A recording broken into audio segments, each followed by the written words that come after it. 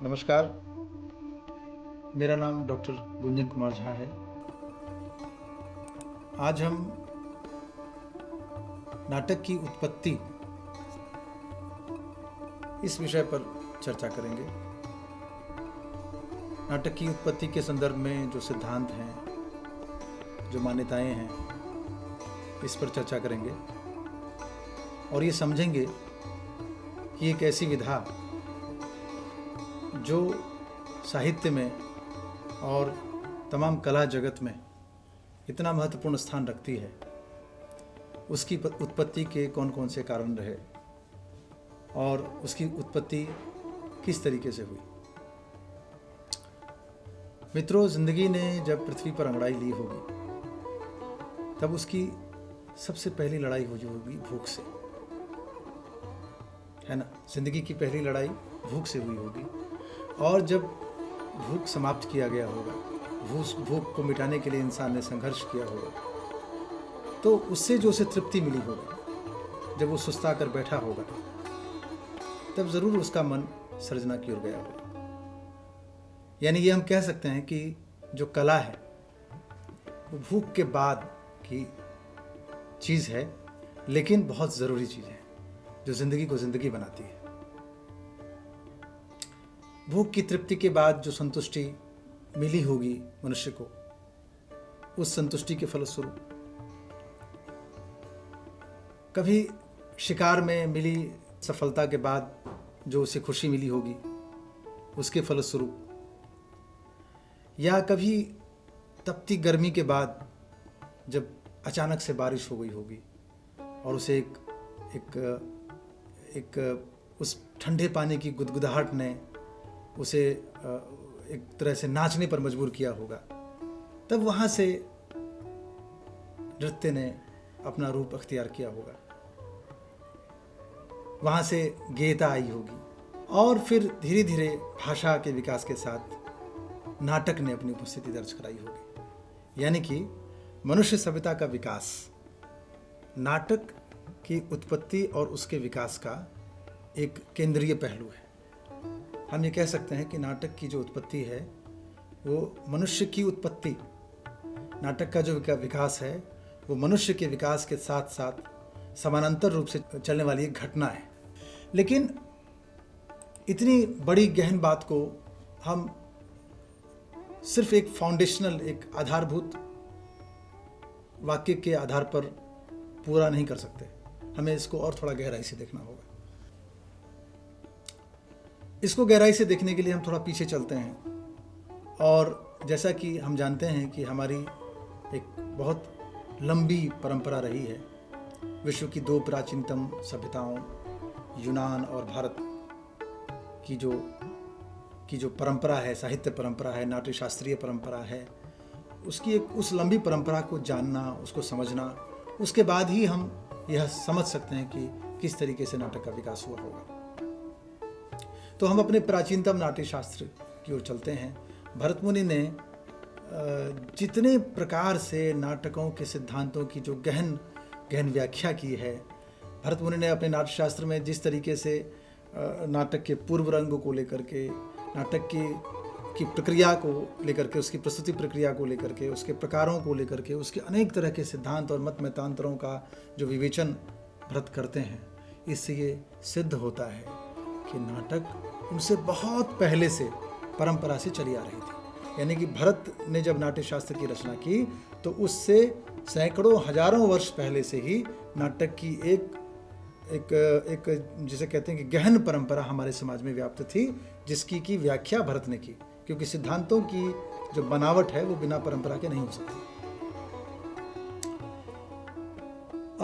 नाट्यशास्त्र में नाटक की उत्पत्ति के संदर्भ में एक कथा कही गई है। तो अगर हम नाटक की उत्पत्ति के संदर्भ को जानना चाहते हैं तो हमें उस कथा को जरूर जानना होगा। और उस कथा में जो एक मूल बात निकल के आती है वो ये आती है कि ब्रह्मा ने ऋग्वेद से पाठ्य लेकर के, सामवेद से गीत लेकर के, यजुर्वेद से अभिनय लेकर के और अथर्ववेद से रस लेकर नाट्य की उत्पत्ति की। यानी वेदों के ज्ञाता ब्रह्मा ने चारों वेदों से उनकी मूल बातों को लेकर के नाटक का निर्माण किया। एक श्लोक है, जग्राह पाठ्यम ऋग्वेदात सामभ्यो गीतमेव च यजुर्वेदाद अभिनयान रसानाथर्वणादपि। तो इस तरह से इस श्लोक में यही बात स्पष्ट होती है कि ऋग्वेद से पाठ्य यानी कि जो उसका टेक्स्ट है नाटक का, वो सामवेद से गीत और संगीत, यजुर्वेद से अभिनय और अथर्ववेद से रस लेकर के ब्रह्मा ने नाटक की उत्पत्ति की। इस संदर्भ में जो कथा प्रचलित है वो ये है कि हम सब जानते हैं कि 4 युग होते हैं और 14 मनवंतर होते हैं, ये हमारी परंपरा में है। और 14 मनवंतरों में 14 ऐसा माना जाता है कि 14 मनवंतरों में 14 मनुओं ने राज किया। तो जब स्वयंभू मुनि द्वारा संचालित कृत युग समाप्त हो गया और वैवस्वत मनु द्वारा संचालित त्रेता युग का आगमन हुआ, तब कहते हैं कि ग्राम्य धर्म का बोलबाला हो गया था।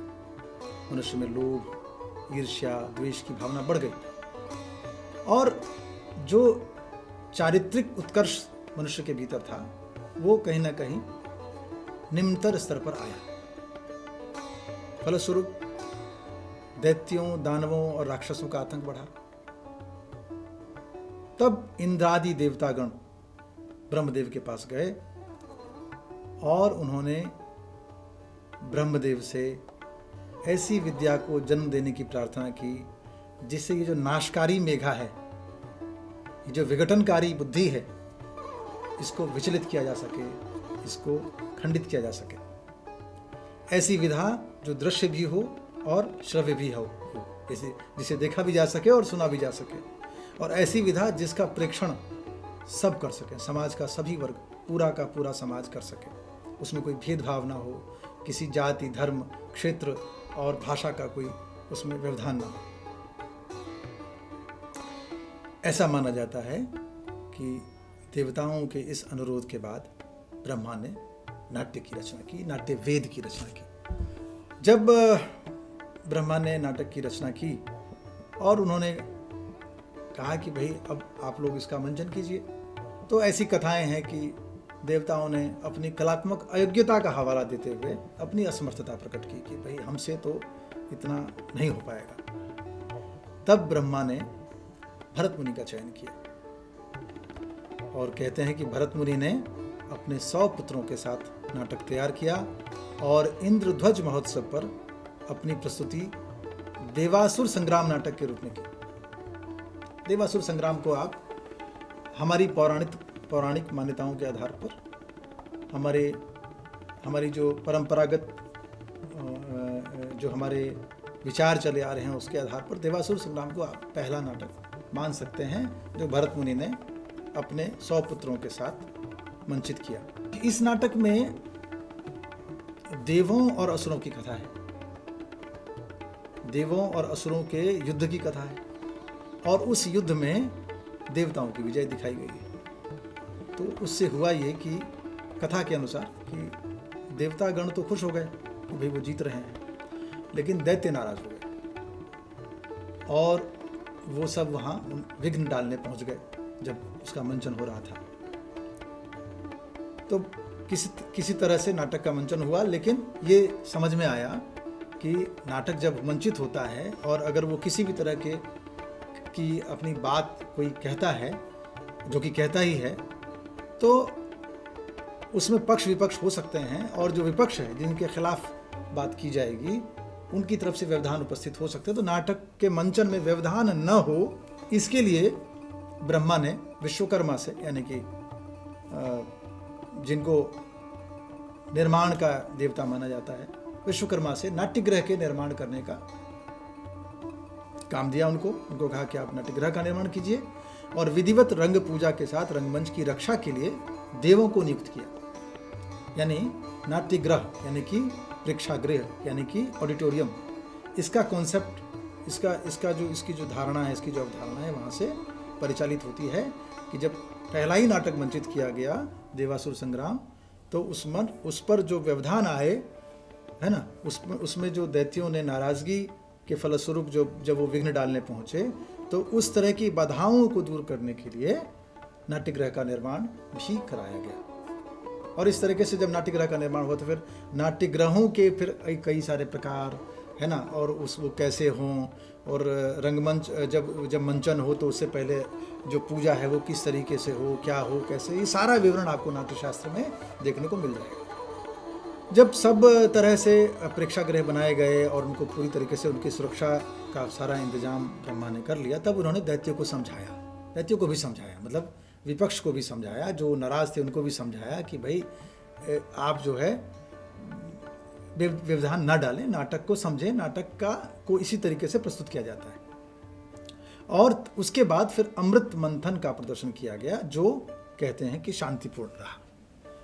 यानी कि आप अगर इस कथा और इस तरह की मान्यताओं को गौर से देखेंगे तो आपको समझ में आएगा कि नाटक के मंचन के दौरान की जो विपदाएं हैं और उसकी जो दुश्वारियां हैं वो सभी आपको इन कथाओं में नज़र आ जाती हैं।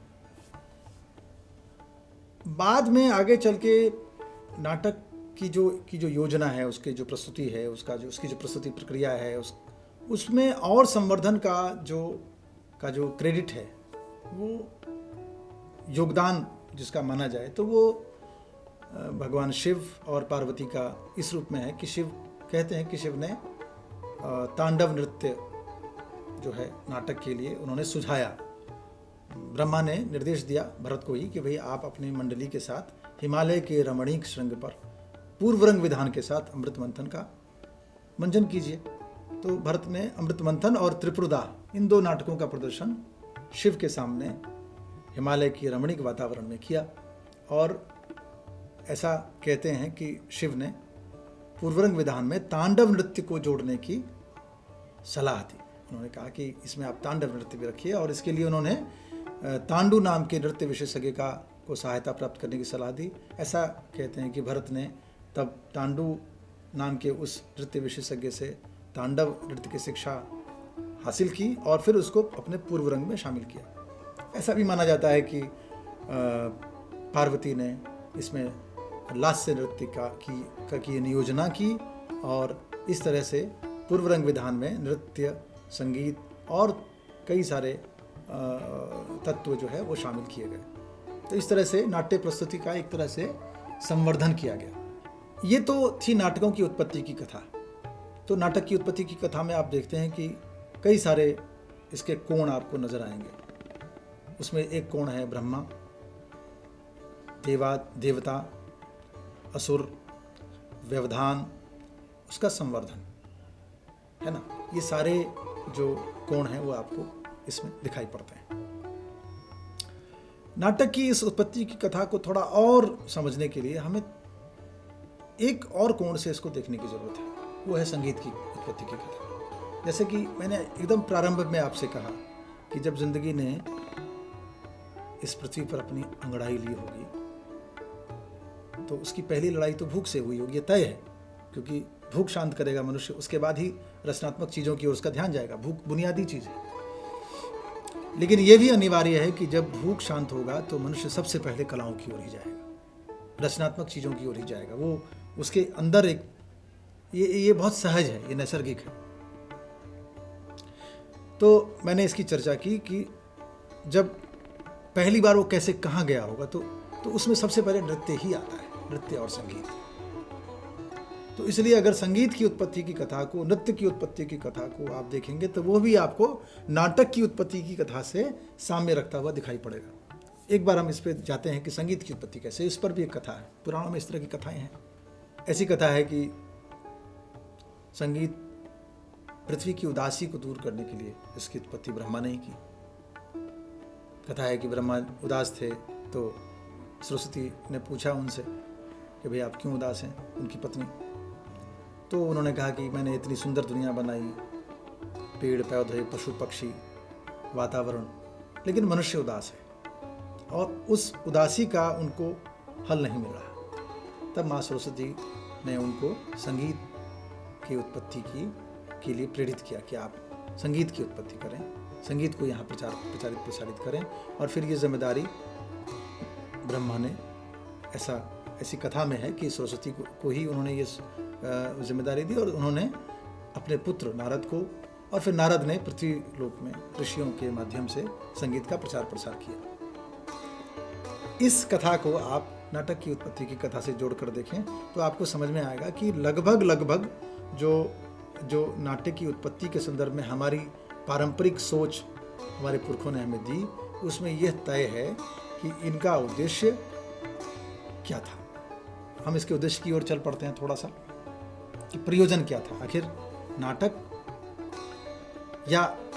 नाटक में तो सारी कलाएं होती है ना, संगीत है, नृत्य है, कला है, तो इन सभी का मूल उद्देश्य, उनका प्रयोजन क्या है। तो नाटक का क्या प्रयोजन है?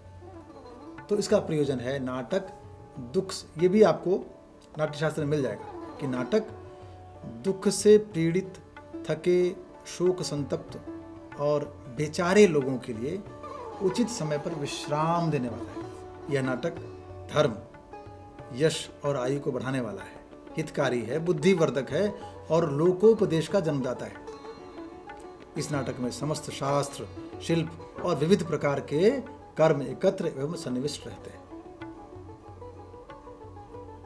तो हमारे यहाँ नाटक की जो उत्पत्ति है वह केवल मनोरंजन के लिए नहीं हुई है, बल्कि यह जीवन को बहुत बड़े फलक पर देखती है और ये कहती है कि नाटक आपके दुख को कम करेगा, आपकी थकान को कम करेगा, आपको शोक से बाहर निकाल लाएगा, आपको विश्रांति प्रदान करेगा, आपको शांति प्रदान करेगा।